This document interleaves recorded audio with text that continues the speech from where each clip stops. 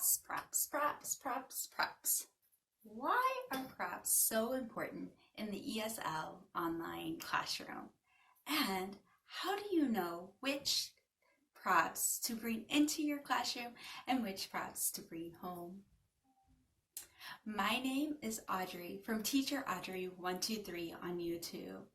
On this channel, you will find videos about simple teaching tips, how to teach with a chronic illness, and simple living.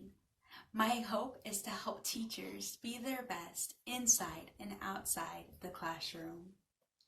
So, with no further ado, let's talk about those props. Why are props important? Props are important because they help bring engagement into the classroom. They can help our students make connections outside of the slide. It can also just be another tool you can use to help bring attention to the screen to help engage your student. However, there is harm in having too few props and not enough props. We just want to know what are the most meaningful props that we can use to help connect with our students and let them have the best learning opportunity. With the props, we can ask certain questions to know which props to bring into our classroom. First, before buying something in your classroom, think, do I have something already that I can use to teach this concept? I know whenever I was first teaching for VIPKid, I went prop overboard, and I thought I needed 3 or 4 different ways of teaching each idea. But after a few months of teaching, I realized that this was an added stress that I didn't need. And so I started to simplify, and I just figured out what can I keep and teach multiple ideas and concepts. And one thing, for example, would be my animal magnets. I'm able to teach tall, taller, tallest, big, bigger, biggest, animals, colors. And so that one prop that was like $7, I can use multiple times in multiple classes to connect with my students. I even use those for a reward. Now, another question you can ask is, will this prop bring value to me or to my students? Because I know I have some props in my classroom that I could absolutely do without, but I realize that they bring joy into my teaching and my students light up. For example, I made this pom-pom to cheer my students on, and it makes me smile. I don't absolutely need it because I also have my clapper, but I like having the 2 options. However, you could be fine with 1. So just ask yourself, is this something that I think will enhance my teaching?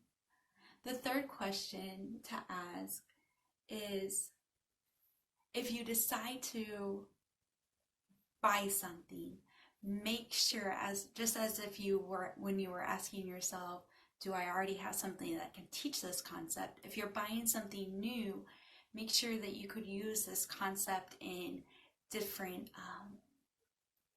teaching scenarios so it can enhance your teaching. And so I could use my pom-pom to go up, up, up, down, down, down. And then we could talk about colors and enhance in different ways. So those are my tips for just asking yourself and really thinking about what you need in the classroom. And I really encourage new teachers to take a step back and start with the basics your first month or so teaching, and then add to it to fit your personality and style. Because I know I wasted a lot of time and energy and had more flare-ups because I was so ambitious on having everything in my classroom that it became overwhelming. So I wanted to recommend 5 props to start out in your classroom. The first prop would be to have a dry erase board and 2 different color markers. on this, you can teach so much. You can draw the letters, you can draw pictures, and let me tell you, they don't care if you're a great artist. Some of them will laugh at you, experience, but they enjoy it and they like to see you try. The second thing would be to have alphabet flashcards. You don't have to have them in a pocket chart, but just to reference, and those will give you even extra visuals, because usually the flashcards have the letter and then an image on the back. So you can extend or make connection by showing the leaf or whatever is going with that letter. Number 3 would be to have a ball of some type, because you talk about throw and just all different things, and a ball is fun. Fourth, I would recommend having a Meg and Mike cutout, and you could put them on popsicle sticks to make puppets, or even just having them printed out and to hold up would be fine. Or if you don't have these and you have dolls from like your kids or just cheap from the thrift store, you could use your just a boy and a girl doll, because it would be helpful to demonstrate she or her. So those that's important. The 5th tip I have is having some type of food, either bread, an apple, or ice cream.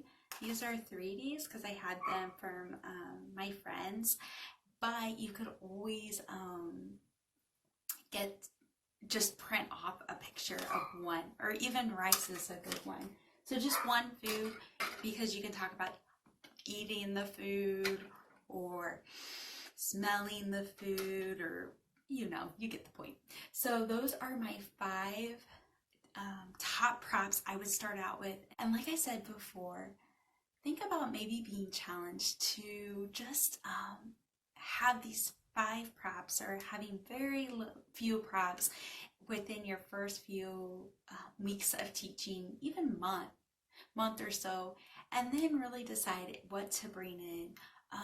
Having minimal props allows your planning to go a lot quicker, and it also, I have found in my own experience, it has allowed me to connect with my student and pull out the props that I need in the moment, instead of having props and thinking I need to use them, but then they're not really bringing value. Because that's the key of props. Is it enriching the students' learning? And props are just one of the many tools we use in our teaching to enhance learning. And remember, VIPKid recommends using, I think, 2 to 3 or 3 to 4 props in every lesson. In the comments, let me know what your favorite teaching prop is.